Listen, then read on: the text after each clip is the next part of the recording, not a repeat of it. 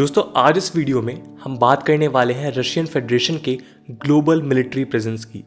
Russia दोस्तों global power के रूप में इमर्ज होने के लिए हमेशा तैयार रहता है और नॉर्दर्न हेमिस्फीयर में उसका बोलबाला भी है। सुपर पावर बनने के एस्पिरेशन के साथ रशिया अपनी जियोपॉलिटिकल स्ट्रैटेजीज ग्लोबली वेनेजुएला से लेकर वियतनाम तक फैलाता ज़रूर है, पर मिलिट्री बेसिस की बात करें तो यूएसए के मुकाबले रशिया के बेसिस बहुत कम हैं। जहां यूएसए के करीब 700 ओवरसीज बेसिस या मिलिट्री फैसिलिटीज़ हैं, रशिया की एस्टिमेटेड 20 से 30 फैसिलिटीज़ हैं।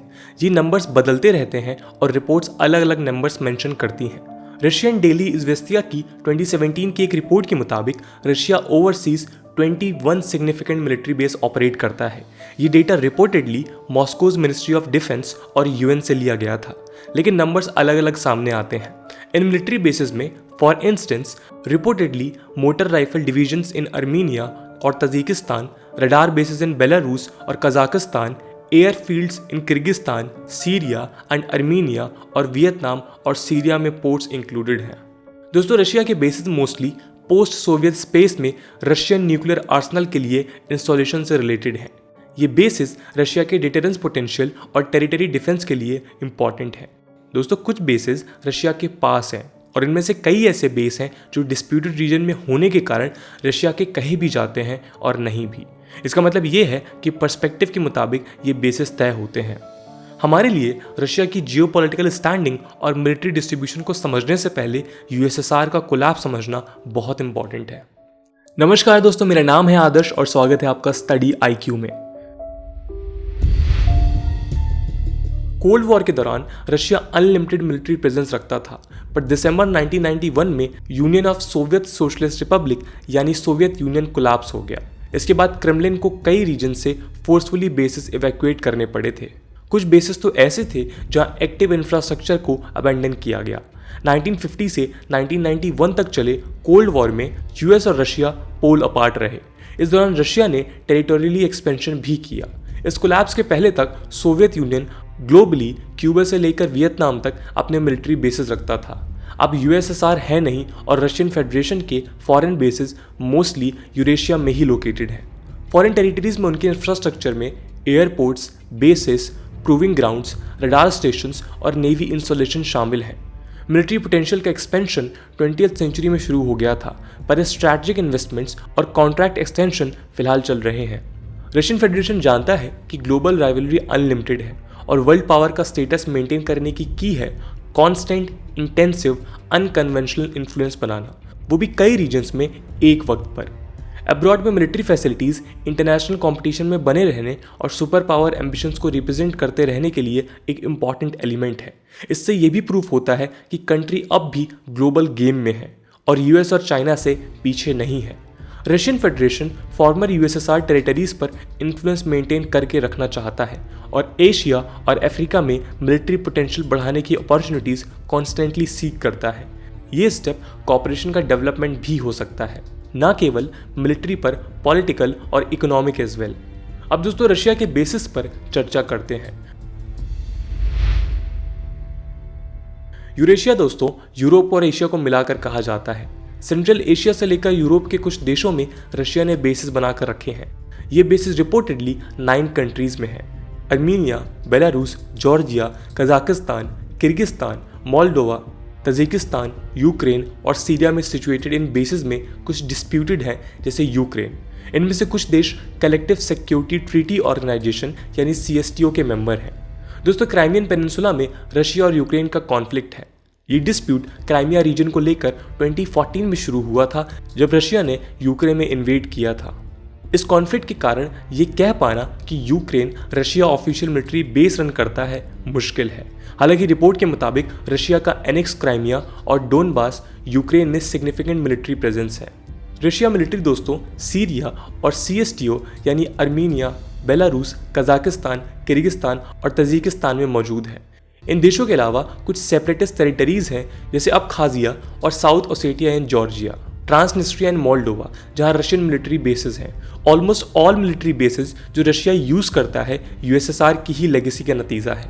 अर्मीनिया में रशिया का 102nd मिलिट्री बेस है। जो करीब 3,300 ट्रूप्स अकोमोडेट करता है।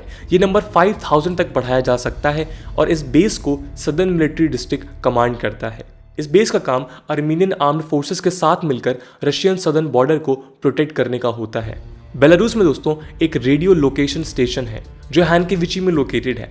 ये वेस्टर्न डायरेक्शन को मॉनिटर करता है।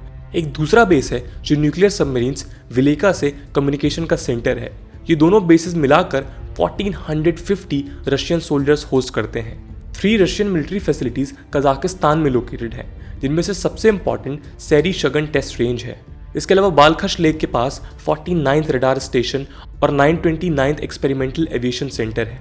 रशियन बेसिस के राइट्स के लिए 2016 से कजाकिस्तान को एनुअली $3 मिलियन देता आ रहा है। किर्गिस्तान में रशियन मिलिट्री की 4 फैसिलिटीज़ हैं, जिसमें से सबसे important 999th Kant air base है, जो CSTO रैपिड रिस्पॉन्स फोर्सेस यानी KSOR का एक एविएशन कंपोनेंट है। इसके अलावा इसी के कुल लेक में naval testing around 338 naval communication facility, Marevo etcetera शामिल है। रशिया किर्गिस्तान को एनुअली $4.5 मिलियन की लीजिंग अमाउंट पे करता है।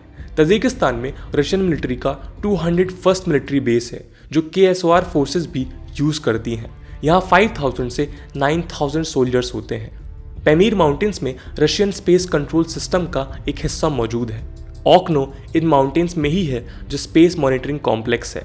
दोस्तों फॉर्मर USSR टेरिटरी के बाहर रशिया के सीरिया में 2 मिलिट्री बेसेस मौजूद हैं। एक पोर्ट ऑफ टार्टस में 720th navy material technical support centre और दूसरा खमीमिम एयर बेस।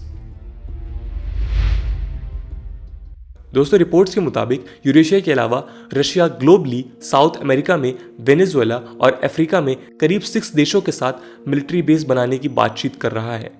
एक जर्मन डेली न्यूज़पेपर बिल्ड ने leaked secret German foreign ministry report को साइट करते हुए बताया है कि रशियंस अफ्रीका की 6 कंट्रीज में मिलिट्री बेस बना रहा है।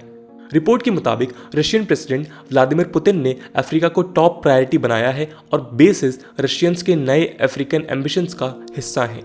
बिल्ड ने जो रिपोर्ट साइट की है उसके मुताबिक 2015 से अब तक रशिया ने 21 अफ्रीकन कंट्रीज के साथ मिलिट्री कोऑपरेशन एग्रीमेंट साइन किए हैं। इसी रिपोर्ट में 6 देशों में मिलिट्री बेसेस बनाने की बात भी मेंशन्ड है। लीक डॉक्यूमेंट के मुताबिक ये countries Central African Republic, Egypt, Eritrea, Madagascar, Mozambique और सूडान है। दोस्तों व्लादिमीर पुतिन अफ्रीका में इन्फ्लुएंस पैदा करके केवल वेस्ट से ही नहीं बल्कि चाइना से भी कम्पीट कर रहा है। अफ्रीका का साइज US से करीब 3 गुना बड़ा है, जो स्ट्रैटेजिक और इकोनॉमिकली बहुत फायदेमंद है। रशिया के इस अप्रोच में सूडान पर पुतिन का इंटरेस्ट ज़्यादा है, क्योंकि इसकी लोकेशन रेड सी वाटरवे के करीब है, जो जियोपॉलिटिकली स्ट्रैटेजीज के लिए इंपॉर्टेंट है। दिसंबर 2019 में सूडान के पार्लियामेंट्री डिफेंस कमेटी के हेड MG अली हदी अदम ने रशिया की सूडान में पोर्ट डेवलप करने की रिक्वेस्ट पर कहा था कि रिक्वेस्टेड पोर्ट कॉल की डेट डिस्कस हो रही है। यदि 2 कंट्रीज किसी एग्रीमेंट पर पहुंचती हैं तो ये अप्रूव होगा। ये डील और एग्रीमेंट्स और ग्रेटर कोऑपरेशन के लिए रास्ता बनाएंगी। पॉसिबली रेड सी में एक रशियन बेस होगा। इससे पहले 2017 में सूडानीज प्रेसिडेंट उमार अल बशीर ने कंट्री में US एग्रेशन को काउंटर करने के लिए रशियन एड की मांग की थी। इन दोनों कंट्रीज के रिश्ते मजबूत हैं और देखना यह है कि यहाँ बेस बनने से जियोपॉलिटिकली क्या डेवलपमेंट्स होंगे। इसके अलावा रशियंस काफ़ी लंबे समय से एरिट्रिया में एक लॉजिस्टिकल बेस एस्टैब्लिश करने का ट्राई कर रहे हैं। एरिट्रिया के 2 पोर्ट्स मसावा और असब रेड सी में इंपॉर्टेंट स्ट्रैटेजिक पॉइंट्स ऑक्युपाई करते हैं। रशिया का स्टेटेड पर्पस तो दोनों देशों के बीच ट्रेड और बिजनेस डील्स में बूस्ट करना है, लेकिन सूडान और एरिट्रिया दोनों ही देशों में रशिया इंटेलिजेंस कलेक्ट करने से लेकर रेड सी और मेडिटेरेनियन और अरेबियन सीज में शिपिंग पर इंक्रोच कर सकता है। इसका मतलब रशिया की इस रीजन में प्रेजेंस पर्शियन गल्फ और इंडियन ओशन में US वॉरशिप्स और मैरीटाइम एक्टिविटीज पर मॉनिटरिंग और कन्फ्रंटेशन बढ़ाएंगी। Polish Institute of International Affairs में पब्लिश एक रिपोर्ट के मुताबिक रशिया फाइनेंशियल डिफिकल्टीज जैसे ऑयल मार्केट क्राइसिस और कोविड-19 पैंडेमिक के बाद भी टेरिटरी के बाहर मिलिट्री बेसिस और फैसिलिटीज मेंटेन करेगा।